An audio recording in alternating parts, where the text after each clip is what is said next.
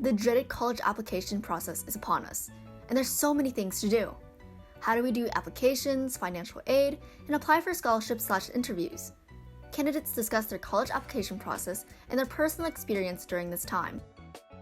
Hi, my name is Sami Hazman, and I'm a first-year business major at the University of Houston.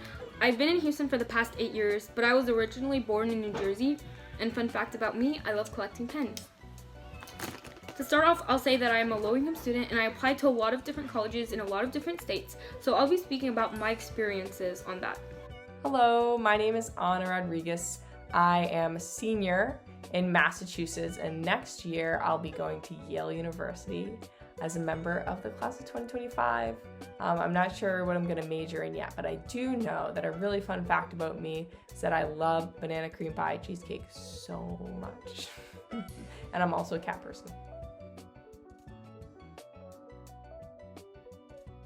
You want to have a healthy mix of colleges from all three types. It's important for everyone, no matter how confident you or someone else is in your GPA or test scores. College admissions is sometimes like a gamble. You'll never know whether everything you did was good enough for that acceptance letter. So you want to make sure that you have enough safety, target, and reach colleges ready on hand to help you out. Safety schools are schools that you know you'll get into for sure, kind of like your backups. And this can be a public university with a high acceptance rate whose test scores range you fall into or you exceed it by a lot, or even a community college. And then your target colleges, which is a step up, will be the most likely colleges, as in your GPA and test scores fall fairly and squarely within them, and you're most likely going to get accepted. And then the reach schools are any selective colleges with very low acceptance rates.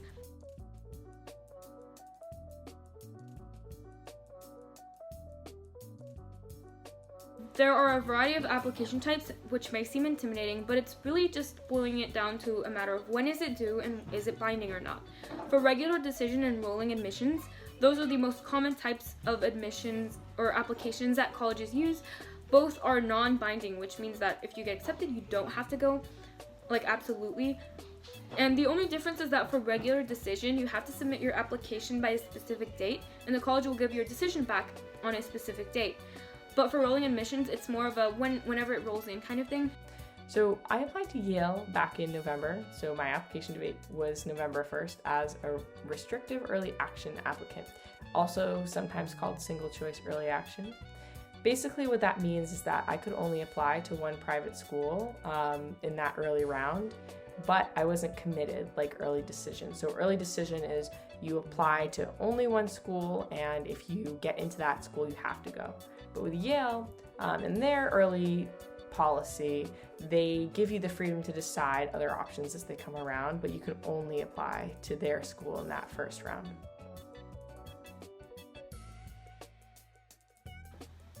In terms of what you do in college and scholarship essays, one thing you always want to make sure that you do is you want to personalize it. So for example, talk about specific aspects of the college that you really love, whether it's a specific program they offer or certain opportunities that you'll be able to get specifically through going to that university. And also try to reference, for the questions that are more personal, try to reference those specific things that you did throughout your high school or even, that you're doing currently that will prove that you're a very competent applicant that will bring value to the college campus. So for example, if you volunteered with an organization or you did something super simple like babysitting your neighbor, you just have to be able to embellish it and talk about what you got out of it. The college essay is one of the most important parts. I think it's the most important part of your application. The reason being because your admissions officer, this is their only view of who you are directly from your voice. They're going to see your transcript, they're going to see your test scores if you send them, they're going to see your extracurriculars, but this is the one part of your application that you are putting your voice in, and it's really the only part that you have complete control over. You can't change your grades from, freshman year. If you ended up not doing so well in freshman year, you can't really go back in time and change that. But you can reveal the type of person you are in your essay, and that gives your admissions officers a chance to see how you'll fit in the community of whatever college you go to. So try and have your voice shine through. One of my favorite pieces of advice to give for personal statements in particular, so you'd like your Common App essay, would be to think about what makes you unique. What traits are you really passionate about and proud of? Maybe you're a very hardworking person. Maybe you're a very intellectually curious person. Maybe you are a very honest person. Think about those things that you are just very, very proud of about yourself. And you think, somebody meeting me for the first time should know these traits about me. Like, this is the essential part of my identity. And then write about that. FAFSA decides how much federal loans or federal grants you get. Federal grants are basically free money that you get from the government to spend on college, and all that is determined by your FAFSA. So FAFSA stands for Free Application for Student Aid. It's a government application that's used by universities in the US to determine your financial status. FAFSA opens exactly on October 1st. So basically in the fall of each before each academic year. So basically, I still have to do FAFSA for every year of college too, to determine whether I'll get financial aid for the next year of college. So I filled out the FAFSA shortly after it opened. I would highly recommend that when you're doing the FAFSA. Ask questions if you have people in your life, if you have guidance counselors or outside of school counselors from other organizations. Ask them questions about the FAFSA. Definitely don't be afraid. It can be kind of confusing, but as long as you have all the documents together ahead of time, and as long as you are willing to reserve, it took me about an hour to fill out, reserve that hour to fill it out, and do it well in advance of the deadline. That way, if you're missing any materials, you can sort of collect them, and it's a lot better of a process than, waiting and waiting. For receiving your financial aid package, and just dealing with college expenses, I'd say that really choosing your college also depends on understanding your college expenses and what they look like, because of course you can't go to a college if you have no idea how you're going to afford it. So one thing that's really important to keep in mind is the term cost of attendance, which refers to the total expected cost it takes to attend the university. And it depends on each college. A lot of times if you go on their website, you'll find that they have a special tool that you can input certain types of information, like if you're a business major, if you're just a pre-health major or something like that, and they'll give you an estimate of your cost of attendance. And it depends on whether you're gonna do room and board, whether you're going to whether you're out of state or in state, things like that.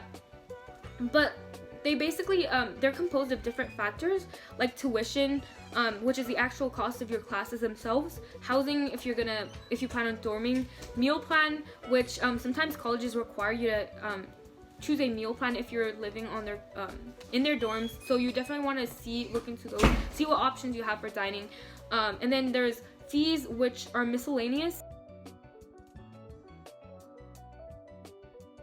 Well, I started with a spreadsheet and a Google search, and I basically had that spreadsheet there to provide key information for me about each scholarship. So I would list down the name of it, the deadline, the amount that it would give me, whether it was like a one-time thing or a all throughout college thing, requirements, what did I have to submit to be eligible for the scholarship, and then when to expect results.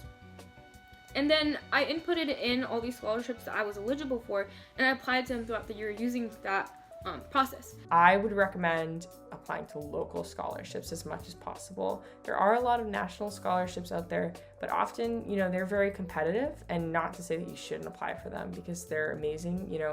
Questbridge, Posse, any of those sorts of Gates scholarships that are then nationally recognized, those are fine.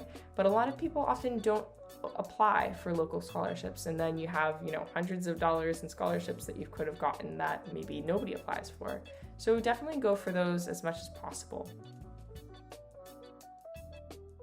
Showing a deep interest in the college is very important, because you want to show anyone, whether it's the college interviewer or the application reader, how vested you are in the college. You want to make sure it seems like you care about this college most of all, even if you're applying to 5 other colleges or 10 other colleges on the side.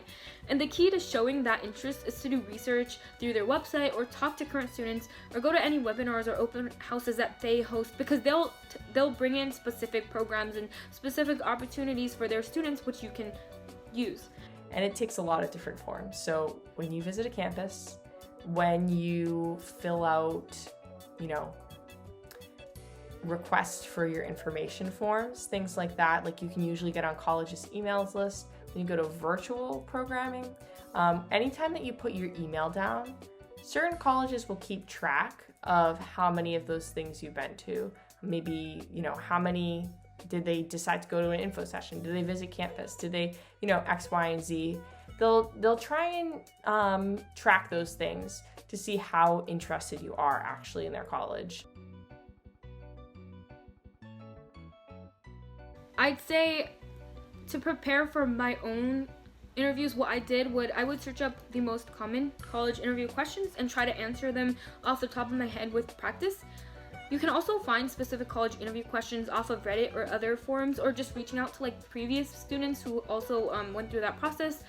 But more importantly, you should definitely refresh your mind with your resume or the list of activities you did over high school, because it'll make it a lot easier for you to bring up your involvement and show the interviewer that you're an active person, you did all of these things, and that you're going to make a difference on their college campus. Make sure that you don't show up at an interview, not knowing how to pronounce the name of your school, not knowing how, where your school is located. Definitely know the details and come with questions. Oh my goodness. Don't show up at a college interview without specific questions to ask for your interviewer. It shows that you're interested. And if you have a question, feel free to ask it.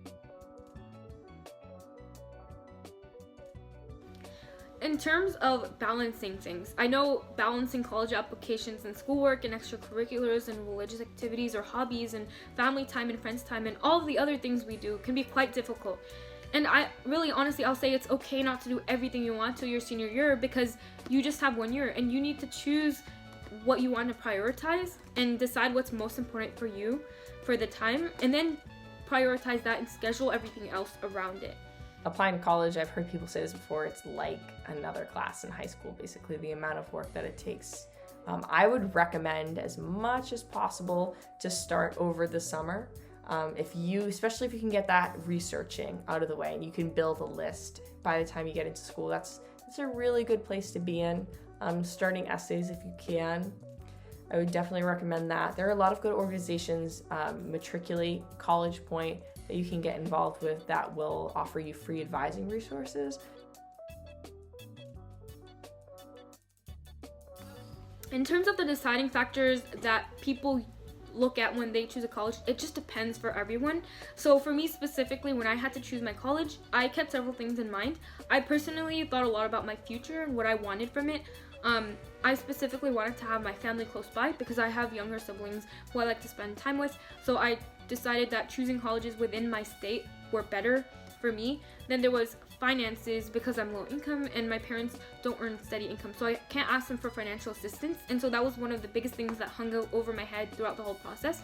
And luckily, through the application process, I applied to enough colleges to have a variety of options to choose from. So that's definitely something that really came to help me at the end. And then also future opportunities were important for me, because I've been living in a big city and I've noticed that it has a lot of job and career opportunities and a lot of diversity. And that's all things I want to be part of my college experience.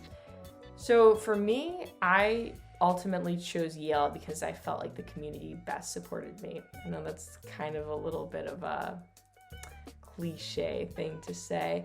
I had a couple of things that were most important to me that I needed to have in school. So it needed to have good financial aid. It needed to have a good music program. It needed to have, really strong academic areas in the subject that I'm interested in. But I also, wanted a place where I would feel comfortable and wanted a place where I would have access to, resources of a city. I hope this helps you with your college application process, and I wish you the best of luck. So yeah, that is about all I have.